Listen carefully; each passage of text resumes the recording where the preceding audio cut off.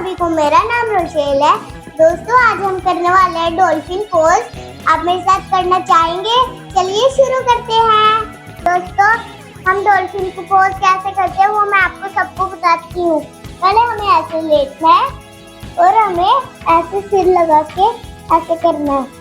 1 2 3 4 5 6 7 8 9 10 11 12 13 14 15 16 17 18 19 20।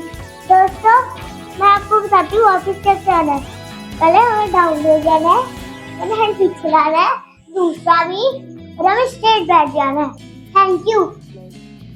दोस्तों लाइक करिए, शेयर करिए, सब्सक्राइब करिए। बाद में मिलते हैं। Bye bye.